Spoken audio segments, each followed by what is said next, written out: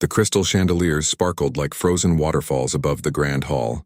Everything in the room whispered wealth and refinement. From the silk curtains that pooled on the marble floors to the paintings in their gilded frames, this was a house where money had lived for generations. It was a Saturday evening in Vienna, and the von Hartmann family was hosting one of their famous musical soirees. These weren't just parties. They were events that everyone who mattered wanted to attend. Politicians mingled with artists. Wealthy merchants tried to impress nobility, and at the center of it all stood the piano, a magnificent Bösendorfer that gleamed under the light. Tonight's performer was Friedrich Adler, a pianist whose name appeared on concert programs across Europe. He was in his mid-30s, tall and elegant, with the kind of confidence that came from a lifetime of applause. Friedrich had been playing since he could barely reach the keys, trained by the finest teachers money could buy. His parents had been musicians. Their parents had been musicians. Music wasn't just his profession, it was his inheritance. The guests had already filled their plates with delicate pastries and exotic fruits. Crystal glasses of champagne made soft clinking sounds as people toasted and laughed. The women wore gowns that cost more than most families earned in a year. The men's suits were tailored to perfection. This was their world, comfortable and familiar. Among them moved the servants, nearly invisible in their black and white uniforms. They carried silver trays, refilled glasses, and cleared plates with practiced efficiency. They had learned to move through rooms without really being seen, to anticipate needs before they were spoken. That was the art of good service, after all. To be there without being there. One of these servants was a young woman named Lena. She was 24 years old, though her responsibilities had aged her face just slightly. She had been working in the von Hartmann household for almost 4 years now. Her hands, once soft, had developed calluses from endless scrubbing and carrying. Her back had learned to endure long hours of standing. But her eyes, those were different. They still held something that hard work hadn't managed to erase. Lena moved through the crowd with a tray of champagne glasses. She had learned to keep her gaze down, to smile politely without meeting anyone's eyes directly. That was the invisible line between their world and hers. They could look at her, speak to her, even joke about her. But she wasn't supposed to look back, not really. The evening's performance was about to begin. Friedrich took his place at the piano, adjusted the bench with practiced ease, and let his fingers rest on the keys. The room fell into an expectant silence. Even the servants along the walls seemed to hold their breath. What followed was magnificent. Friedrich's fingers flew across the keys, pulling out music that seemed to come from somewhere beyond the piano itself. He played Liszt, then Beethoven, then Rachmaninoff. Each piece was more challenging than the last, each one executed with flawless precision. The guests were mesmerized. Some closed their eyes to better absorb the music. Others watched his hands, trying to understand how human fingers could move with such impossible speed and grace. But while everyone else watched Friedrich had noticed something else. During his second piece, his eyes had wandered across the room. That's when he saw her. The servant girl standing against the far wall with her empty tray. She wasn't looking at him. She was looking at the piano, and the expression on her face, it was different from everyone else's. The other guests wore the pleased expressions of people consuming entertainment. They appreciated the music the way they appreciated fine wine or expensive cyganses. It was something that confirmed their taste, their culture, their place in the world. But this girl, this servant, she looked at the piano the way a starving person looks at food. Her lips moved slightly, and Friedrich realized with surprise that she was following the music. Not just listening, but following it. Her fingers, holding the tray, twitched in tiny movements that matched the rhythm of his playing. Friedrich was intrigued. In his world, music belonged to people like him. It was taught in conservatories, performed in concert halls, appreciated by the educated elite. Servants might hear music, might even enjoy it, but they didn't understand it. Not really. Not the way this girl seemed to. He finished his piece to thunderous applause. The guests called for more, but Friedrich held up his hand and smiled. He needed a break, he said. Perhaps some refreshment. The crowd dispersed slightly, people returning to their conversations and their drinks. But Friedrich's mind was working. He was a showman as much as he was a musician. He understood how to capture an audience, how to create a moment that people would remember and talk about for weeks afterward, and he had just thought of something delightfully amusing. He caught the eye of Herr von Hartmann, the master of the house, and whispered something. The older man's eyebrows rose, then he chuckled and nodded. Friedrich smiled and raised his voice to address the room. "Ladies and gentlemen," he announced, "I've been told that everyone in this household appreciates fine music. In fact, I've been assured that even the staff have been cultured by their proximity to such refinement." Polite laughter rippled through the crowd. They weren't quite sure where this was going, but Friedrich Adler was known for his wit as much as his playing. Friedrich pointed directly at Lena, who had been collecting empty glasses near the piano. "You there, miss. Come here for a moment." Lena's heart jumped into her throat. Every eye in the room turned to look at her. The tray in her hands suddenly felt impossibly heavy. For a moment she considered pretending she hadn't heard. But you couldn't ignore a direct command. Not in front of everyone. Not without risking your position. She set down her tray with trembling hands and approached the piano, keeping her eyes lowered. She could feel the weight of all those stares, hear the whispered curiosity spreading through the room. "Tell me," Friedrich said, his tone playful, almost teasing. "You've been listening to music in this house for how long now?" "4 years, sir," Lena managed to say, her voice barely above a whisper. 4 years. Imagine that. 4 years of hearing the finest music in Vienna. Friedrich turned to his audience with a theatrical gesture. "Surely some of that refinement must have rubbed off, don't you think?" More laughter from the guests. They were enjoying this unexpected entertainment. It was like watching a play where the servants were the actors. Friedrich gestured grandly at the piano bench. "Since you've been such a dedicated listener, perhaps you'd like to try? Just a few notes. Anything at all. We're all curious to see what 4 years of cultural education has accomplished." The room erupted in amused chuckles and encouraging calls. To them, this was harmless fun. A servant at a piano was like a dog in a dress, something silly and entertaining. They expected her to fumble awkwardly, perhaps hit a few random keys and give them all a good laugh before scurrying back to her duties. Lena stood frozen. Her face had gone pale, then flushed deep red. Her hands hanging at her sides had begun to shake. But in her eyes, behind the embarrassment and fear, something else was stirring. Something that had been sleeping for a very long time. She looked at the piano. Then she looked at Friedrich. Then, to everyone's surprise, she nodded. "Yes, sir," she said quietly. "I'll play." The walk from where she stood to the piano bench felt like miles. Lena could hear her own heartbeat pounding in her ears, louder than any music. Every step seemed to echo across the marble floor. The guests had formed a loose semicircle around the piano, champagne glasses in hand, smiles on their faces. They were waiting for the show, for the amusing spectacle of a servant girl pretending to be a musician. Frau von Hartmann leaned toward her husband and whispered something behind her fan. He nodded, trying to suppress a grin. In the back of the room, some of the other servants watched with a mixture of pity and secondhand embarrassment. Poor Lena, they thought.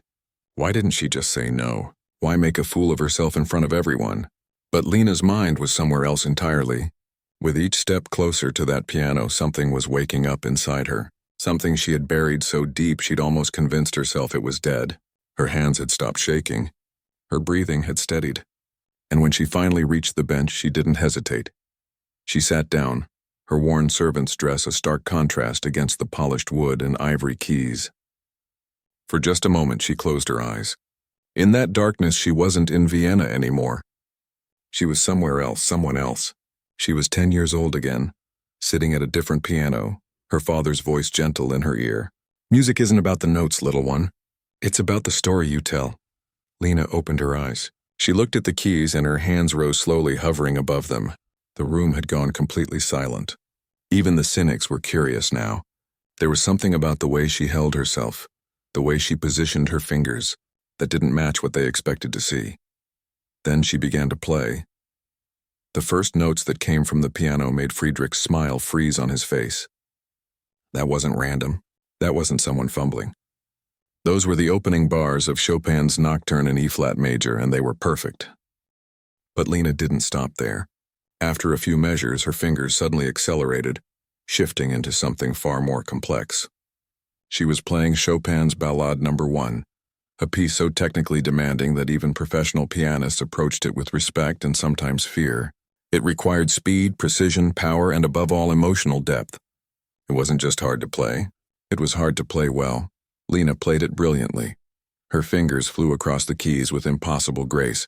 The notes cascaded like water, building from soft whispers to powerful crescendos. Her whole body moved with the music, swaying slightly, feeling every phrase. This wasn't mechanical playing. This was music that came from somewhere deep inside. Music that had been locked away and was now pouring out like a dam had broken. The guests stood frozen, their champagne forgotten. Mouths hung open, eyes went wide. This couldn't be happening. This made no sense. Servants didn't play like this. People from that class, from that background, they didn't have this kind of training, this kind of talent. And yet here it was, undeniable, right in front of them. Friedrich felt his chest tighten. He had trained for years at the finest conservatory in Austria.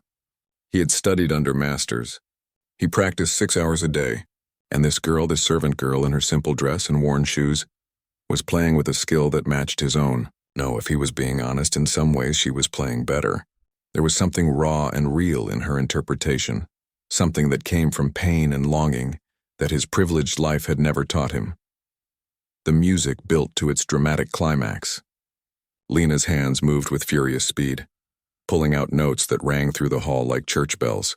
Then gradually it softened again, becoming tender and melancholic. The final notes hung in the air like morning mist, fading slowly into silence. For a long moment nobody moved. Nobody spoke. The silence was so complete you could have heard a pin drop. Lena sat at the piano, her hands still resting on the keys, her chest rising and falling with deep breaths. She didn't turn around. She couldn't bear to see their faces yet. Then the applause started. Not the polite, measured clapping of high society, but real applause. Thunderous, some people were actually shouting. A woman in the back dabbed at her eyes with a handkerchief. Herr von Hartmann looked like someone had hit him over the head with a brick. Friedrich was the first to approach. His earlier smugness had completely vanished, replaced by something between shock and awe. He reached Lena just as she stood up from the bench, and for a moment he just stared at her, as if seeing her for the first time. "Who are you?" he asked, and his voice wasn't mocking anymore. It was genuine, almost desperate. "Where did you learn to play like that?" Lena's eyes met his for the first time. In that moment, the invisible barrier between them seemed to crack. She wasn't looking down anymore.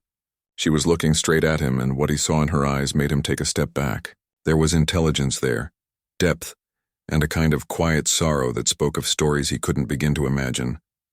"I had a teacher once," she said softly, "a long time ago." "A teacher?" Friedrich almost laughed, but stopped himself. That wasn't the playing of someone who had a teacher once. That was the playing of someone who's trained seriously, rigorously for years. Who was this teacher? Lena hesitated. Around them, the guests were pressing closer, everyone wanting to hear, wanting to understand what they had just witnessed. She could feel their eyes on her, hungry for explanation, for a story that would make sense of this impossible situation. "My father," she said finally. "He taught me." "Your father," Friedrich repeated. "And what was your father? Some kind of music master?" "He was a professor," Lena said, her voice growing stronger now. "Professor Anton Hoffmann at the Prague Conservatory." A gasp went through the crowd. Several people knew that name. The Prague Conservatory was one of the most prestigious music schools in Europe. Anton Hoffmann had been famous in musical circles, known for his brilliance and his demanding standards. "Hoffmann," an older gentleman spoke up from the crowd. "I knew Anton Hoffmann, studied with him briefly in my youth. Brilliant man, absolutely brilliant, but he died, 7 or 8 years ago? Left behind a daughter, if I recall. There was some scandal about debts." He trailed off, his eyes widening as he looked at Lena with new understanding. The pieces were falling into place for everyone now, but the picture they formed was almost too strange to believe. Friedrich grabbed Lena's arm, not roughly but urgently. "You're telling me you're Anton Hoffmann's daughter? The prodigy everyone talked about? The girl who was performing concerts at 15? Lena nodded slowly. "I was. Friedrich's voice rose. "What do you mean, was? You still are. That playing, that was professional level. Better than professional. Why are you working as a servant? Why are you here, carrying trays and cleaning floors when you could be performing in concert halls?" The question hung in the air. It was the question everyone wanted answered. How did someone fall so far? How did a concert pianist end up as a housemaid? Lena pulled her arm free gently.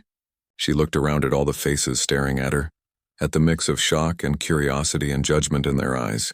These people they couldn't understand. They had never had to choose between their dreams and survival.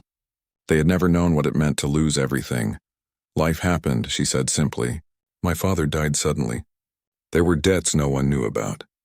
Creditors took everything, including our piano. My mother fell ill from the stress. Someone had to pay for her care, for food, for a place to live.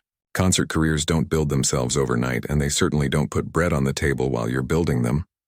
Her voice was steady now, almost defiant. So I did what I had to do. I found work. I sent money home. I survived. And the piano, the music, all of that became something from another life, something I couldn't afford to think about. Until tonight, Friedrich said quietly. Until tonight, Lena agreed. Until you asked me to play. The room had gone quiet again, but this was a different kind of silence. Not the expectant hush before entertainment, but something heavier, more uncomfortable. These people were confronting something they rarely had to think about. The reality that talent and dreams weren't enough if you didn't have money, that circumstances could crush potential as easily as boots crushed flowers. Friedrich looked at Lena with new eyes, and slowly, a smile spread across his face. Not a mocking smile this time, but something genuine. Then I'm glad I asked, he said, because what you just did, what you just showed everyone, that can't be hidden anymore. That kind of talent, it demands to be heard. The days following that remarkable evening changed everything for Lena, but not in the way you might expect. At first, she became something of a curiosity in the von Hartmann household. The other servants whispered about her constantly. Some were genuinely amazed, proud even that one of their own had such talent. But others, they looked at her differently now. With suspicion, with resentment. She had broken an unspoken rule by being more than what she was supposed to be. The cook, a stern woman named Gertrude who had worked in the house for 20 years, made her feelings clear the very next morning. So you can play piano like a lady, she said while Lena was scrubbing pots in the kitchen. That doesn't mean you're too good to clean. Work still needs doing. Lena nodded and kept scrubbing. She understood. The performance had shifted something in the household's delicate balance. She was still a servant, still had the same duties, but now everyone knew she was different. And different was dangerous. It created jealousy, awkwardness, questions about why things were the way they were. But the real change came from Friedrich. He wouldn't leave her alone. He showed up at the house 3 days after the party, asking specifically to speak with Lena. Herr von Hartmann found this highly irregular but allowed it, curious about what would happen next. They met in the music room, that same grand space where everything had changed.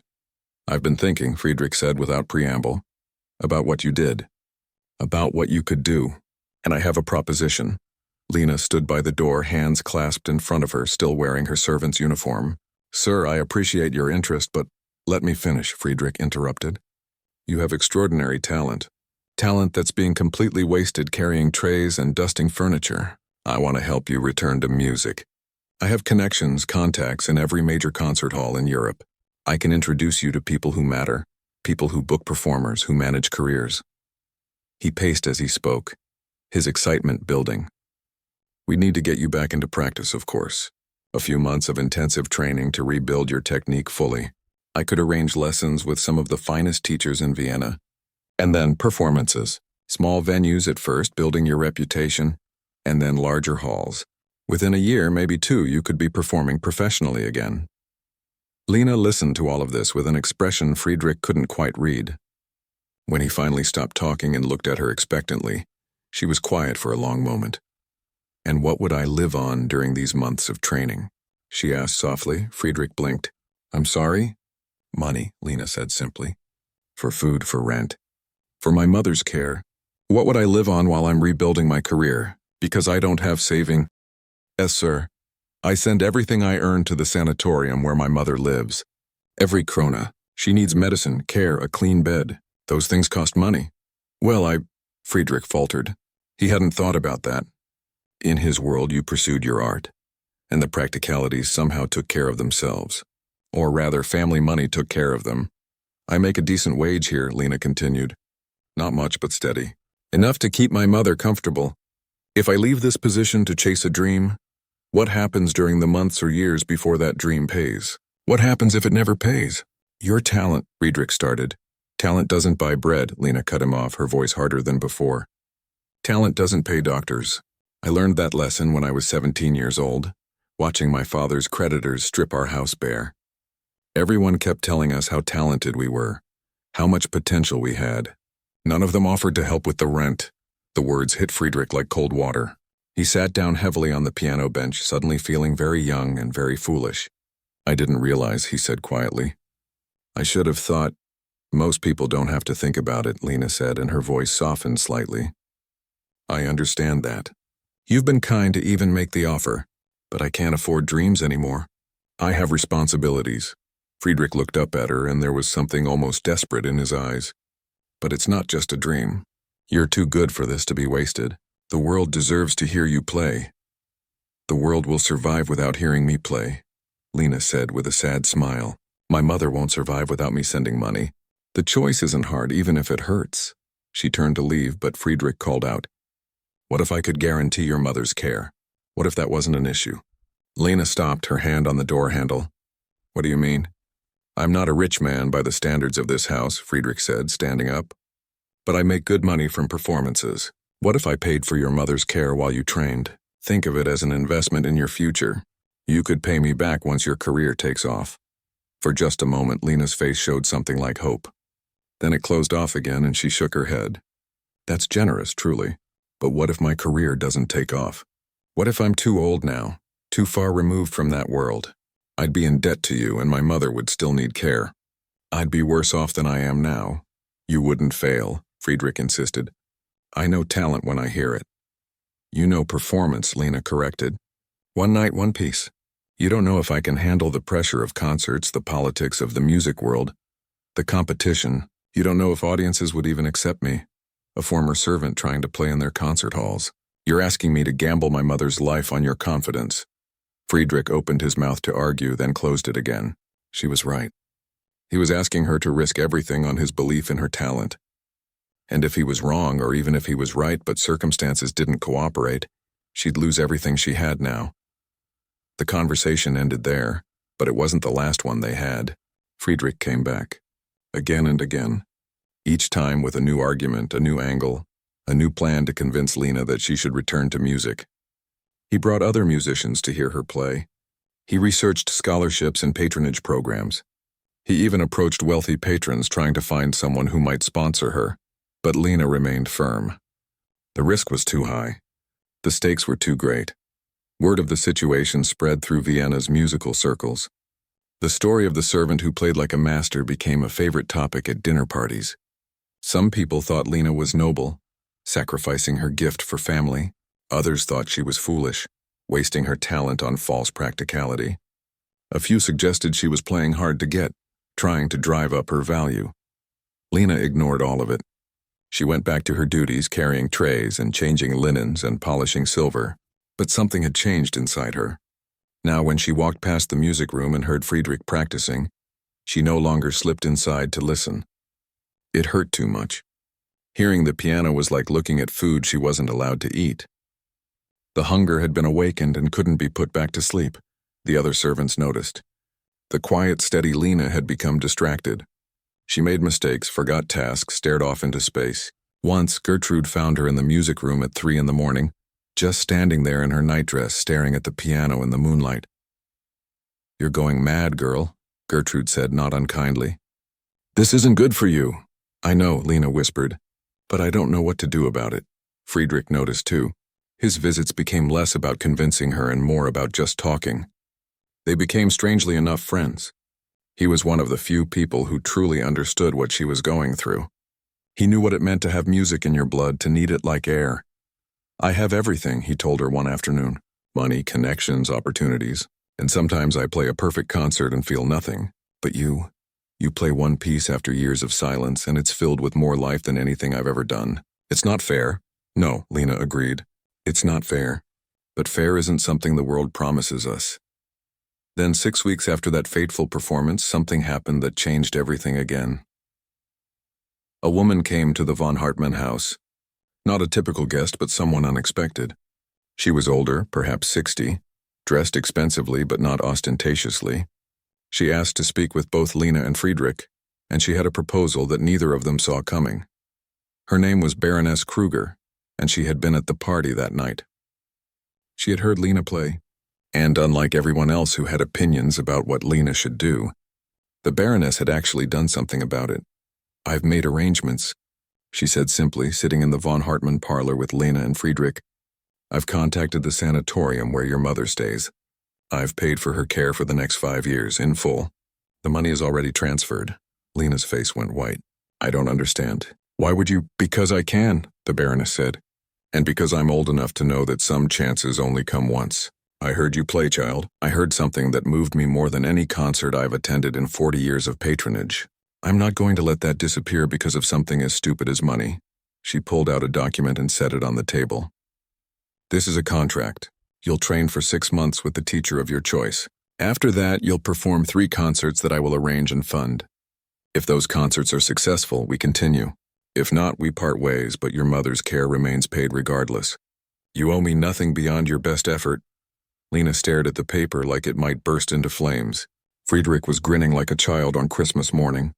"But Lena," she looked terrified. "I don't," she started, her voice shaking. "This is too much. I can't accept." "You can and you will," the Baroness said firmly. "Do you know how rare true talent is? How many mediocre performers fill our concert halls because they had the right family or the right connections? You have something real, something genuine. I'm not letting it die in a servant's uniform." Lena's hands were trembling. Tears started rolling down her cheeks. For the first time since her father died, she let herself believe it might actually be possible, that she might get to play again. Really play. Not stolen moments in the dark, but real performances for real audiences. "Say yes," Friedrich urged quietly. Lena looked at him, then at the Baroness, then down at the contract. Her whole future sat on that piece of paper. Everything she'd given up, everything she'd sacrificed, it could all come back. But accepting meant stepping into the unknown, leaving the safety of her small, hard life. She picked up the pen. The first month nearly broke her. Lena had imagined that returning to music would feel like coming home, like slipping into comfortable old clothes. Instead, it felt like learning to walk again after years in bed.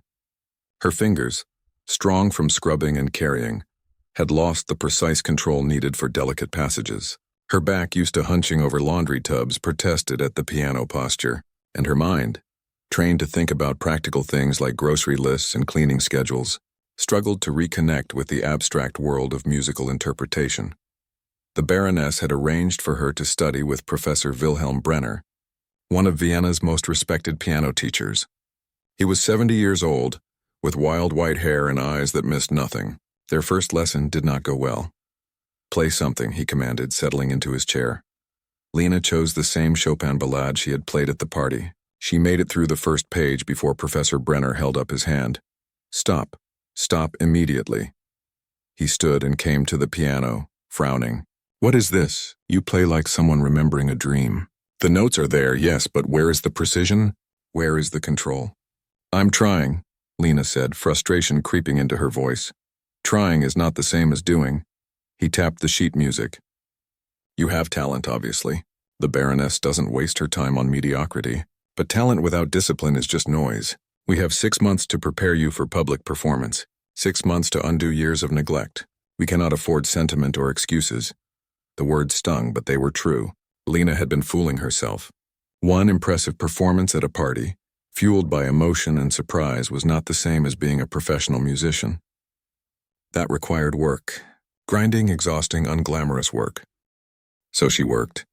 8 hours a day, sometimes more. Scales until her fingers cramped. Exercises that were deliberately boring, designed to build strength and control. Professor Brenner was merciless, stopping her mid-phrase to correct the angle of her wrist, the pressure of a single finger, the timing of a breath. "Again" became his favorite word. Again, again, again. Some days Lena left lessons in tears. She would return to the small apartment the Baroness had secured for her, and she would stare at her hands, wondering if she had made a terrible mistake. Maybe she should have stayed in service. At least there she knew she was competent. Here, she felt like a fraud. But then she would remember her mother. Once a week, she took the train to the sanatorium outside the city. The difference in her mother's care was remarkable. The Baroness's money had moved her to a better wing, with windows that let in sunlight and nurses who had time to be gentle. Her mother's health was improving slowly but steadily. "You look tired," her mother said during one visit, touching Lena's face with concern. "I'm working hard," Lena replied. "Too hard, maybe." Her mother studied her. "Are you happy, darling? Truly happy? Because if this music is just another kind of prison, it's not," Lena said quickly. "It's hard, yes. Harder than I expected. But Mama, when I play, when I finally get something right, it feels like I'm myself again, like I'm whole." Her mother smiled and squeezed her hand. "Then it's worth it. Every difficult moment is worth it." Friedrich visited often during those months, offering encouragement and sometimes sitting in on lessons. Professor Brenner tolerated his presence, though. He made it clear that Friedrich's role was to observe, not interfere. "You're getting better," Friedrich told her after a particularly grueling session. "I can hear the difference week by week." "I don't feel better," Lena said, flexing her sore fingers. "I feel like I'm barely keeping my head above water." "That's how you know you're growing." Friedrich handed her a cup of tea. "When something feels easy, you're not learning anymore. The struggle means you're pushing past your limits." "Easy for you to say," Lena muttered. "You've been doing this your whole life." "Exactly," Friedrich said. "Which means I remember what it was like in the beginning. Everyone struggles. The difference between people who make it and people who don't isn't talent. It's whether they keep going when it gets hard." Those words became a lifeline during the darkest moments. When her hands ached, when Professor Brenner's criticism felt endless, when she played the same passage 50 times and still couldn't get it right. She kept going. Slowly, impossibly slowly, things began to shift. In the 3rd month, she played through an entire sonata without Professor Brenner stopping her once. When she finished, he simply nodded and said, "Better. Much better." From him, this was extraordinary praise. In the 4th month, her fingers remembered their old agility. The technical passages that had been impossible became merely difficult, then almost easy. Her muscle memory was returning, bringing with it speed and precision she thought she'd lost forever. But the biggest change was internal. Lena was remembering not just how to play, but why she had fallen in love with music in the first place. It wasn't about impressing people or following rules. It was about communication, about taking emotions too big for words and translating them into sound. Professor Brenner noticed the shift. "Now you're not just playing the notes," he said during a lesson. "You're making music. There's a difference." By the 5th month, they began preparing for her first concert. The Baroness had arranged a small venue, an intimate hall that seated perhaps 200 people. It would be an invitation-only event, carefully curated to include music critics, potential patrons, and influential members of Vienna's cultural scene. "Think of it as a test," the Baroness explained. "If they respond well, doors will open. If they don't, we'll know we need to adjust our approach." Lena tried not to think about what adjust our approach might mean. Failure? Giving up? Returning to service? No, she couldn't let her mind go there. She had to focus on the performance. Choosing the program was its own challenge.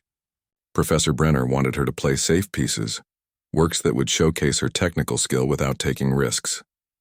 Friedrich argued for bolder choices, music that would make people sit up and take notice. The Baroness listened to both arguments and then turned to Lena. "What do you want to play?" It was a simple question, but it struck Lena deeply. For 6 months, she had been following instructions, meeting expectations, working toward other people's goals. Now someone was asking what she wanted.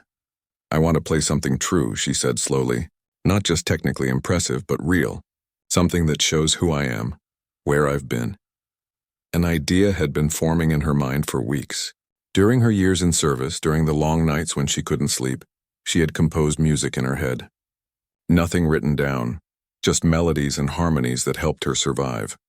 What if she could capture that? What if her first concert included not just classical pieces, but something original? She suggested this to Professor Brenner, expecting him to dismiss it immediately. Instead, he looked thoughtful. "It's risky," he said. "New compositions from unknown artists are often ignored or criticized. But it would certainly be distinctive." "Friedrich, what do you think?" "I think it's brilliant," Friedrich said immediately. "Everyone plays Chopin and Liszt, but original work? That shows courage. That tells a story." The Baroness nodded slowly. Then we do it. But the piece must be exceptional. You'll have one chance to make this impression. So Lena spent the final month not just rehearsing, but composing. She would wake at dawn and go straight to the piano, capturing the melodies that had sustained her during her darkest times. She wrote about loss and perseverance, about the weight of responsibility and the ache of abandoned dreams, about finding small moments of beauty in a life of drudgery. She called it Sonata for a Servant's Hands. Professor Brenner reviewed her composition with his usual critical eye, making suggestions about structure and harmony. But when she played it through for him, really played it with all the emotion she'd poured into it, she saw something unexpected. The old professor's eyes were wet.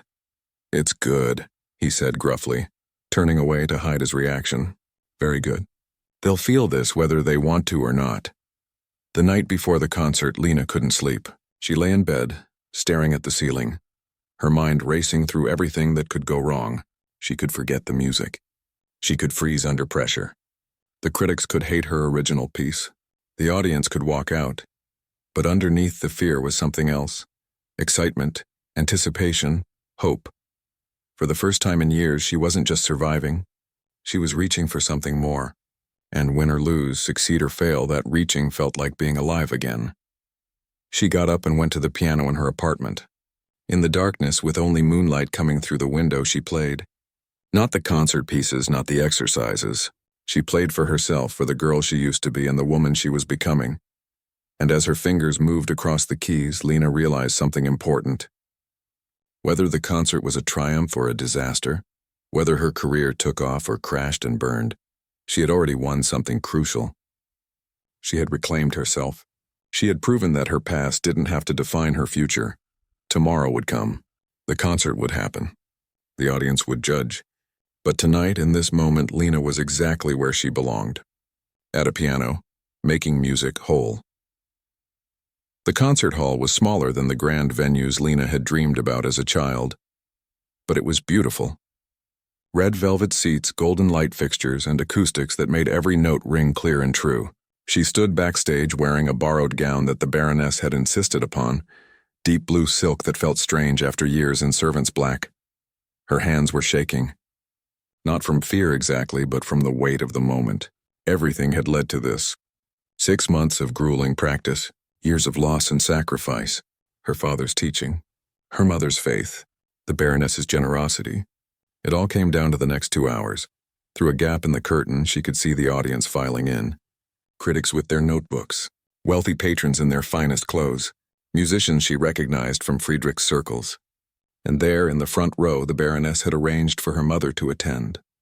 A nurse sat beside her, ready to help if needed, but her mother's eyes were bright and alert.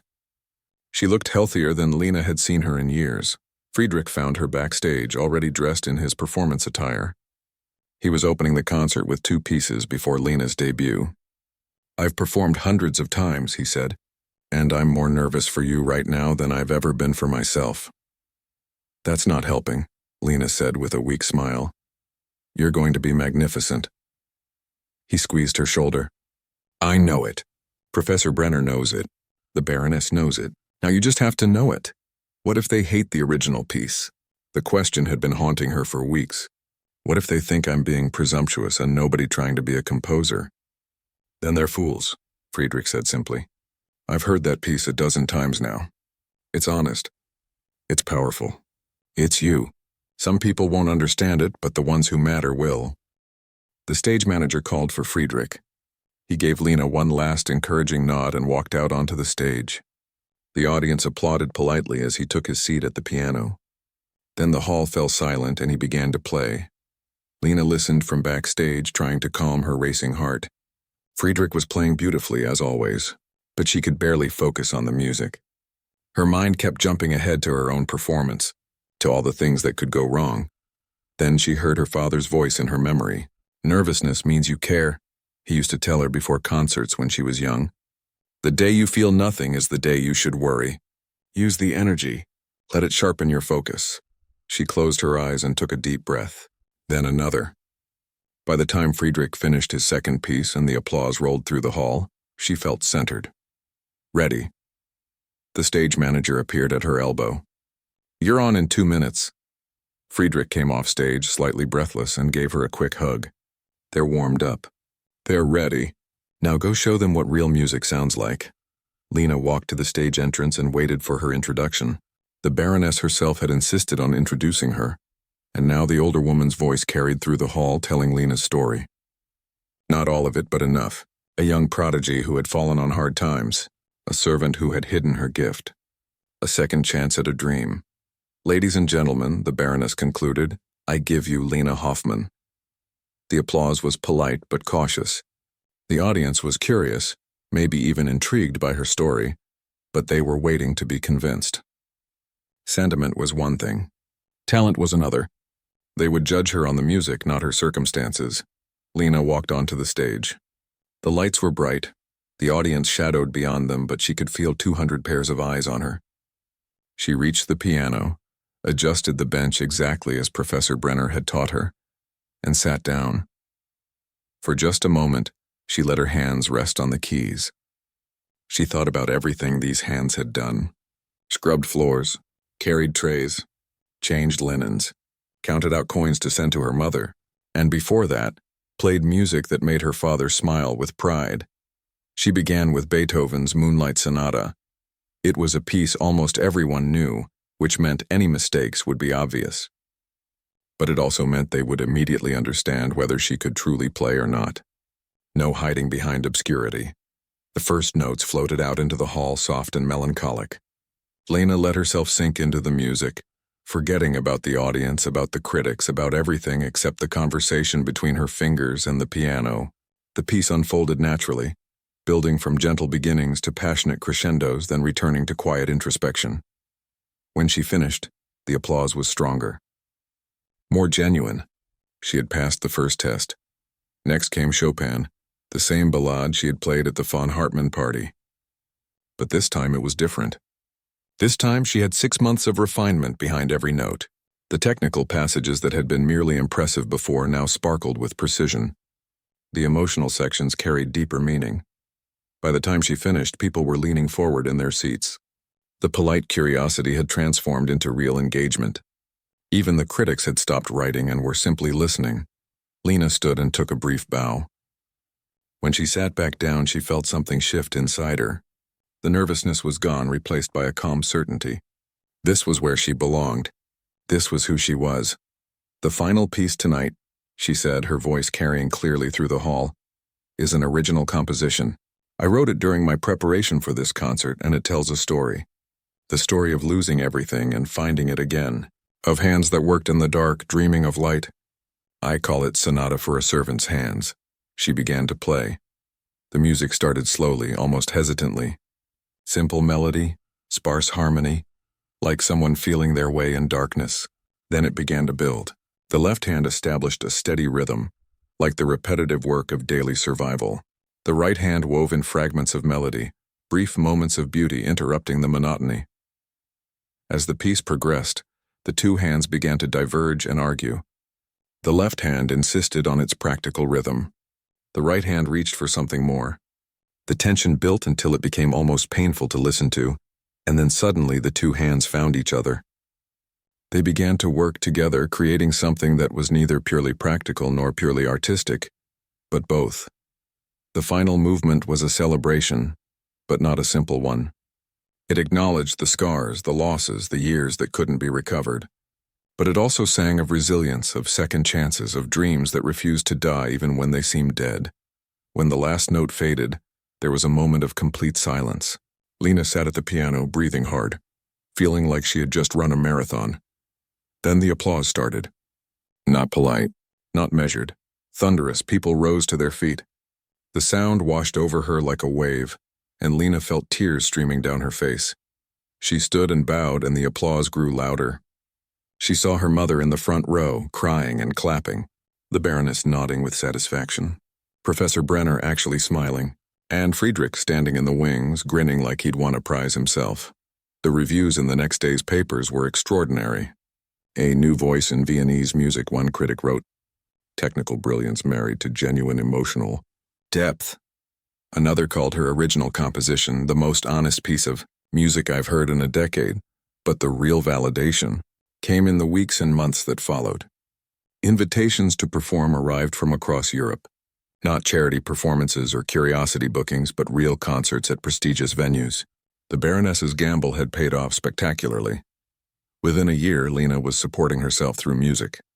Within 2, she was performing in the same halls where her father had once played. But she never forgot where she had come from. She established a fund to help working-class people pursue artistic education. She performed benefit concerts for servants and laborers, and once a year, she returned to the von Hartmann house and played a private concert for the staff. Her former colleagues. "You're one of us who made it," Gertrude told her after one such concert. The stern cook's eyes softer than Lena had ever seen them. "You give the rest of us hope that we're more than our circumstances." Lena also made sure Friedrich remained part of her journey. They performed together frequently, 2 pianists whose friendship had been forged in an unlikely place. He had been humbled by her story, had learned something about privilege and struggle that his comfortable life had never taught him. "You changed me," he told her once. "Made me understand that talent alone isn't enough. Circumstances matter. Opportunity matters. I was lucky to be born into mine. You had to fight for yours." 5 years after that first party, Lena stood on the stage of the Vienna Concert Hall, one of the most prestigious venues in Europe. Her mother sat in the audience, healthy and proud. The Baroness was there, along with hundreds of others who had come to hear the pianist who had once been a servant. Before she played, Lena spoke to the audience. "I'm often asked how it felt to go from serving in a house to performing in concert halls. The truth is I'm still the same person. The same hands that carried trays now play piano. The same heart that ached with hidden dreams now gets to live them. The only thing that changed was opportunity. Someone gave me a chance when I desperately needed it. The Baroness saw something worth investing in when everyone else saw only a servant." She looked out at the sea of faces. "So this performance is dedicated to everyone who's still waiting for their chance. To everyone with talent that's hidden. Dreams that are deferred, potential that's trapped by circumstances. Your story isn't over. Mine wasn't. Keep holding on." She sat at the piano and began to play. The music filled the hall, powerful and true, carrying the story of a girl who lost everything and found it again. A story of persistence and second chances. A story of hands that refused to forget how to make beauty, even when beauty seemed impossibly far away. And as she played, Lena understood something profound. She hadn't just reclaimed her music. She had proven something important about human potential, about how talent exists everywhere but opportunity doesn't. Her journey from servant to celebrated pianist wasn't just her story. It was a testament to everyone who had ever been underestimated, overlooked, or dismissed because of their circumstances. The music soared through the hall, and in that moment, Lena was exactly where she was meant to be. Not despite where she had been, but because of it. Every difficult moment, every sacrifice, every doubt had led to this. And it was beautiful. The years that followed brought changes that no one could have predicted. Lena's story had spread far beyond Vienna's concert halls. Newspapers across Europe picked up the tale of the servant who became a celebrated pianist. But more than that, her story started something bigger. Letters arrived at her apartment every week. They came from all over the continent. Kitchen maids who wrote poetry in secret. Stable boys who carved beautiful sculptures from wood scraps. Factory workers who painted landscapes on their lunch breaks. All of them had heard about Lena and wanted to share their own hidden talents. "I never told anyone I could sing," wrote a woman from Prague. "But after reading about you, I joined our church choir. For the first time in 20 years, I feel alive again." Another letter came from a young man in Berlin. "I've been writing music in my head while I work in the mill. Your story gave me courage to write it down. I don't know if it's any good, but at least it exists now." Lena read every letter. She answered as many as she could. And slowly an idea began to form in her mind. What if her success could open doors for others? What if she could create the opportunities that so many people lacked? She discussed it with the Baroness during one of their regular meetings. They met monthly now, reviewing Lena's career progress and planning future concerts. But their relationship had grown beyond business. The older woman had become something like a grandmother to Lena. "I want to do more than just perform," Lena explained. "These letters, they break my heart. So many talented people with no way to develop their gifts. No way to be seen or heard." The Baroness set down her teacup and leaned forward with interest.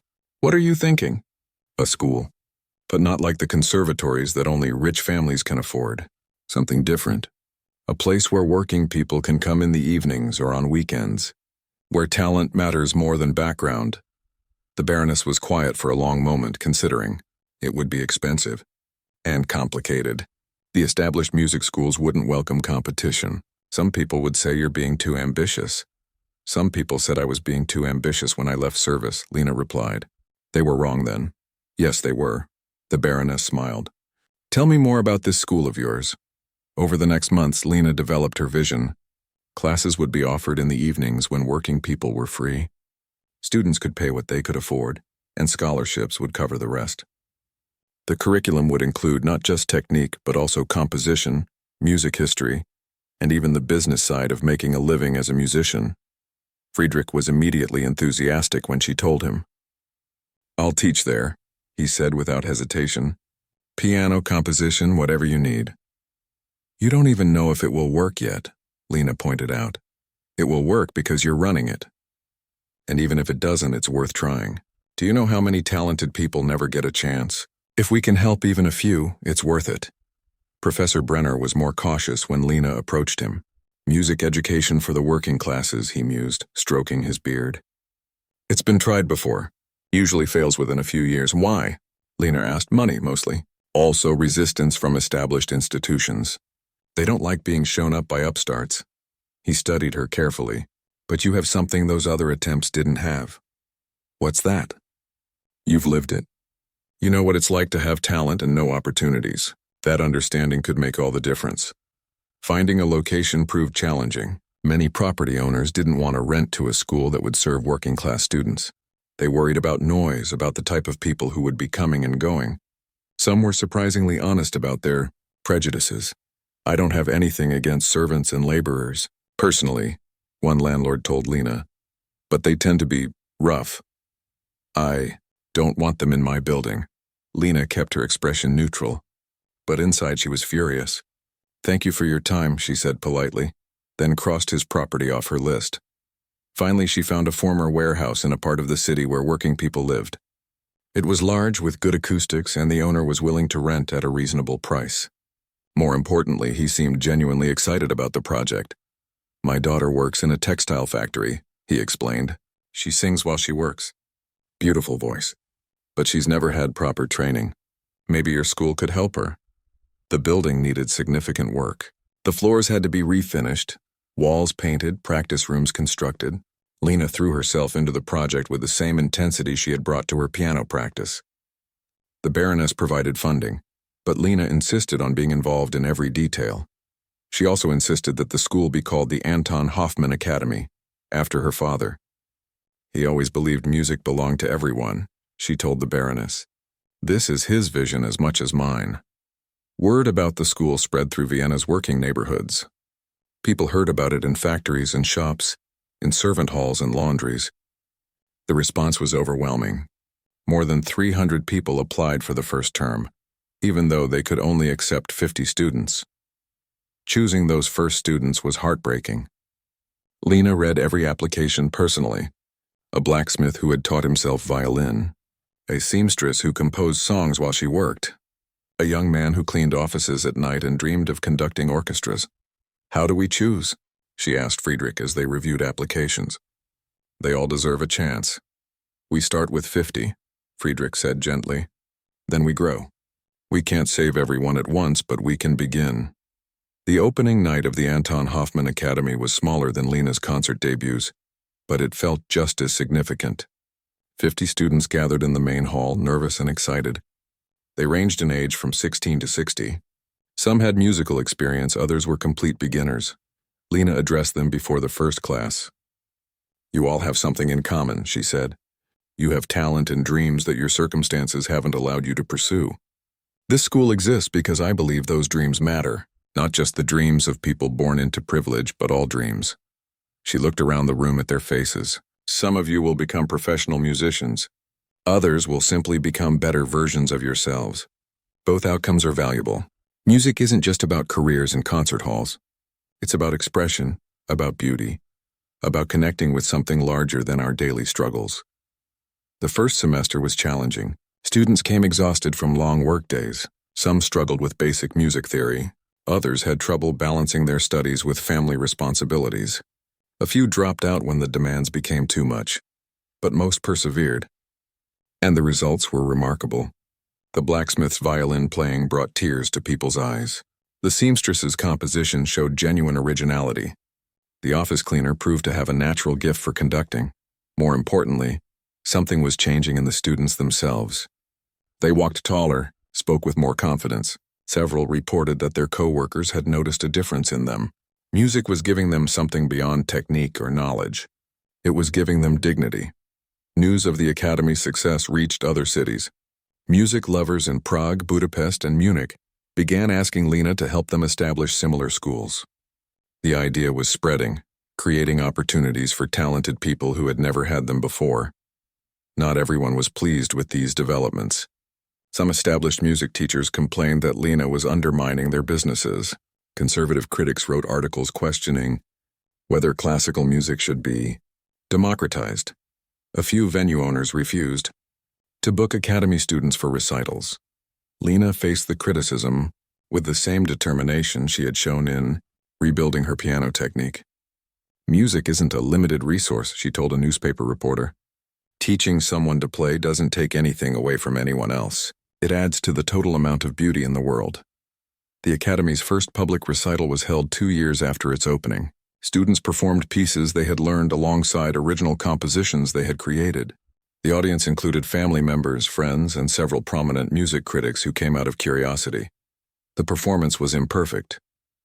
Some students made technical errors. A few were clearly nervous. But the energy in the room was extraordinary. This wasn't just a student recital. It was a demonstration of human potential being unleashed. After the concert, Lena stood backstage watching the students celebrate with their families. Many of the parents were crying. They had watched their children discover parts of themselves they never knew existed. Friedrich found her there. "Remember when you thought you had to choose between music and survival?" he asked. "That seems like a lifetime ago," Lena replied. "You've proven it's a false choice. Music and survival can support each other. These students aren't choosing between dreams and reality. They're finding ways to have both." That night, Lena walked home through Vienna's streets thinking about how much had changed. 5 years earlier, she had been carrying trays and dreaming of piano keys. Now she was creating opportunities for others to transform their own lives. But perhaps the most remarkable change was in how she saw herself. She was no longer the girl who had lost everything and rebuilt it. She was someone who had learned that losing everything could be the beginning of something even better. Her story wasn't just about personal redemption. It was about what became possible when society made room for unexpected talent. The Anton Hoffman Academy continued to grow. Within 5 years, it had branches in 6 cities. Within 10, it had inspired similar schools across Europe. The idea that music education should be available, and at the center of it all was Lena. No longer just a pianist, but a force for change. She had discovered that her greatest performance wasn't on any concert stage.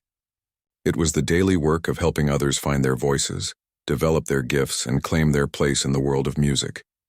Her hands, once trained to serve others, now served something larger. They opened doors that had been closed, created opportunities that hadn't existed, and proved that talent, given the chance, could flourish anywhere.